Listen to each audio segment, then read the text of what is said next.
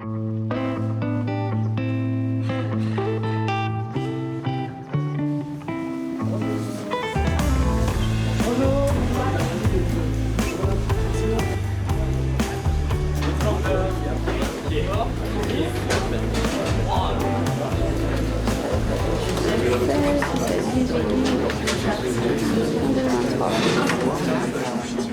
là, c'est un petit exposé de présentation juste sur l'engagement de quelques scientifiques pour montrer les différents types d'engagement des scientifiques dans la Grande Guerre. Donc avec Carole et Noé, on va commencer par vous présenter quelques scientifiques qui se sont engagés dans la Grande Guerre en vous montrant les exemples d'engagement.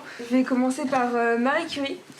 Du coup, c'est une femme polonaise qui a déménagé à Paris pour ses études. Elle s'est spécialisée en physique et en chimie. Elle a travaillé notamment sur des petites curies. En fait, c'est des centres de radiologie qui étaient mobiles et ça permettait notamment de pouvoir éviter les erreurs de diagnostic. Elle a eu notamment un prix Nobel en physique, puis un prix Nobel en chimie, et c'est la première scientifique à avoir eu un prix Nobel dans 2 disciplines différentes. Pourquoi vous avez choisi cette thématique des sciences et la guerre ? Dans la classe, ils ont quasiment tous la spécialité maths, physique, sciences de l'ingénieur.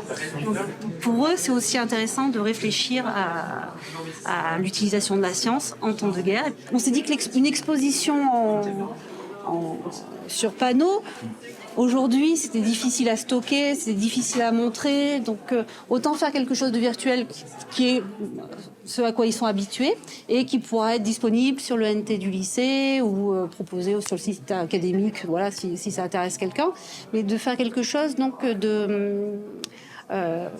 d'informatiser, comme une sorte de petit site internet où les gens ou les élèves pourront aller se balader d'une invention à une autre, d'un scientifique à une autre. Allez, on passe aux armes, à proprement parler, puis après on fera les progrès pharmaceutiques.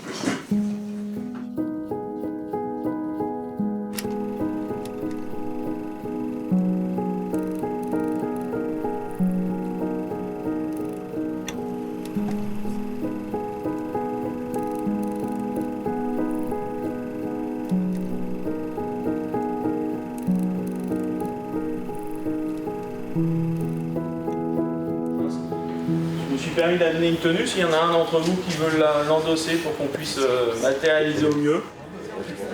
C'est dans cette tenue-là, donc accompagné du Havresac. Donc ça, c'est le sac qu'ils avaient à disposition. Alors ici, à Fécamp, qu'est-ce qu'on peut retrouver comme monument ou comme trace de la Grande Guerre ? À Fécamp, plus spécifiquement, il y a eu effectivement un hôpital militaire à la Bénédictine. Il faut savoir que Fécamp abritait aussi une garnison belge au début de la guerre. Les grandes villes étaient organisées comme ça, entre guillemets, à l'arrière du front, parce que finalement, on en est quand même assez loin, pour apporter une aide logistique ou industrielle. Comme toutes les grandes villes, tant qu'on était à proximité de là, la Somme, ici, c'est 1h30 de route. Donc, ouais.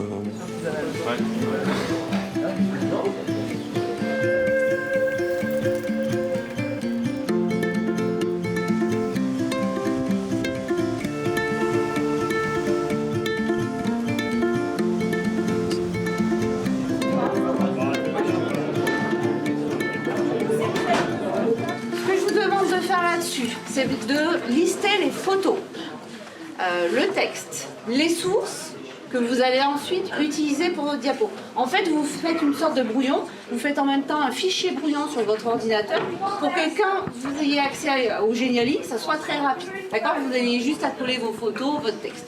Bah oui, mais comme on va passer le diapo, Orlane ? Oui. Tu travailles sur quelle thématique, toi ? Moi, je travaille sur les progrès pharmaceutiques. Les progrès pharmaceutiques ?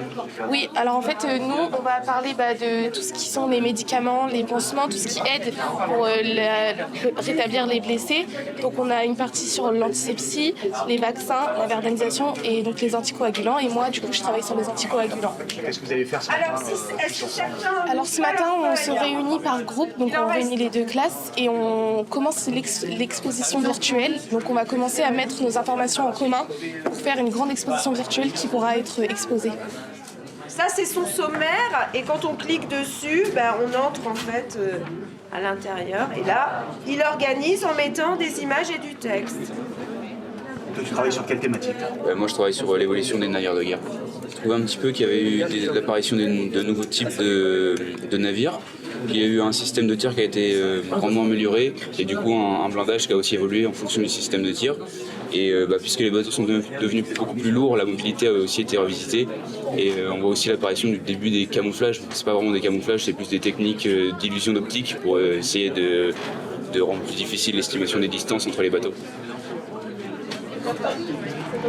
Si t'as tout expliqué, c'est bon, et du coup, t'auras la place pour ajouter celle-là, t'as pas besoin de faire une fenêtre. Oui, en fait, le plus compliqué, c'est d'essayer de faire des textes assez attrayants pour pas que les spectateurs se lassent, mais tout en expliquant assez bien, parce que si c'est mal expliqué, on peut avoir des confusions. Vous n'y touchez pas trop chez vous si vous n'êtes pas à l'aise. En tout cas, vous faites très attention de ne pas toucher au diapo des autres et vous respectez le travail des autres. Nous, on va se retrouver pour le voyage. Donc, c'est ce pour quoi on travaille quand même depuis le début. Dans les musées, ils vont pouvoir prendre des photos en lien avec leurs exposés. Et dans tous les sites de mémoire, ils vont voir les conséquences de l'utilisation des nouvelles armes et les dégâts que ça a pu faire parmi les soldats.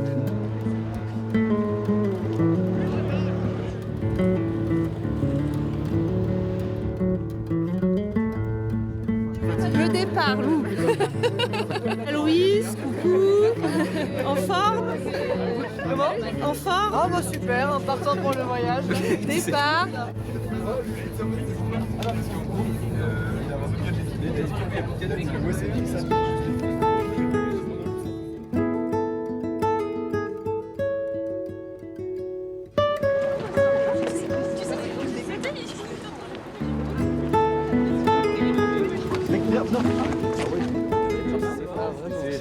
Et voilà, c'est un endroit privé qui a été conservé parce qu'il y a des particuliers qui le voulaient. Sinon, ça aurait été rebouché, ça aurait disparu. Ça aurait été dommage de le reboucher. Maintenant, tu te dis ça, mais c'est vrai qu'à une époque, c'était pas forcément mis en valeur. Je trouve que c'était des terres agricoles. Si on est sur le terrain, là, on est en direct. Et en fait, c'est quand même assez choquant de voir la réalité de ce qu'on étudie. En fait, là, c'est vraiment des faits réels. Et on se remémore qu'est-ce qui a pu se passer. trouvé 3 soldats français ici, à Verdun.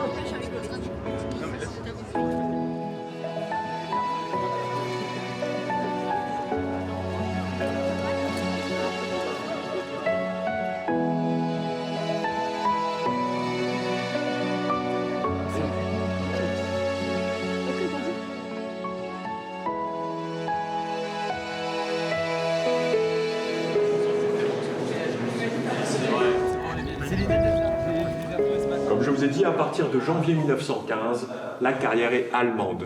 À peu près 250 soldats allemands en permanence à l'intérieur. Dans la carrière, les Allemands ont créé un petit village. Ils ont mis une infirmerie, un poste de commandement, un dortoir pour les soldats et même un petit cimetière. Imaginez, il y a des bombardements au-dessus, on est soldats en dessous. Du bruit, des vibrations, on ne peut pas dormir, de la poussière qui vous tombe dessus. Les soldats respiraient de la poussière en permanence. Et parfois, le plafond casse et écrase les soldats qui étaient en dessous. Il y a des armes nouvelles qui ont été utilisées ici dans cette caverne. Est-ce que tu peux me dire lesquelles? Ah oui, il y a eu le gaz tout simplement pour utilisé par les Français pour essayer de libérer cette cave. Il y a eu aussi toutes les mitrailleuses qui ont été utilisées même au sein de la cave. Et aussi toutes les lance-flammes qui ont été utilisées plutôt au-dessus, dans les tranchées, pour essayer de les prendre. On voit bien qu'on a un mélange entre deux périodes. L'ancienne période, où on voit vraiment tous les édifices en pierre qui sont mélangés avec de nouvelles armes qui sont de plus en plus terrifiantes.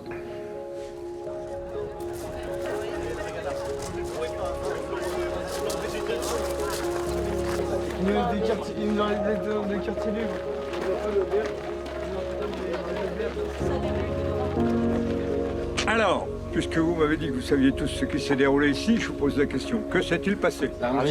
L'armistice. Pour des jeunes comme vous, que veut dire le mot, la définition du mot armistice? Arrêt des combats. L'arrêt des combats.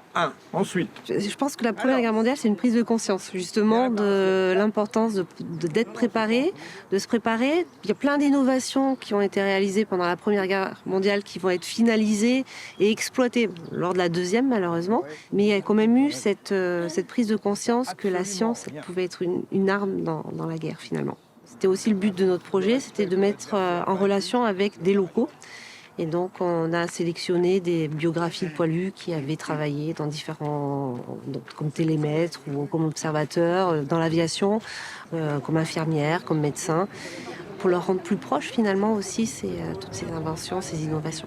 Et bien là, on va finir d'ajouter nos connaissances qu'on a découvert ici, parce qu'en fait c'était un voyage hyper enrichissant, c'était le but. Et une fois qu'on aura fini, on va mettre en commun sur notre diapositive et on pourra publier l'exposition. Super, je te laisse finir. Merci beaucoup Orlane, à bientôt. À bientôt.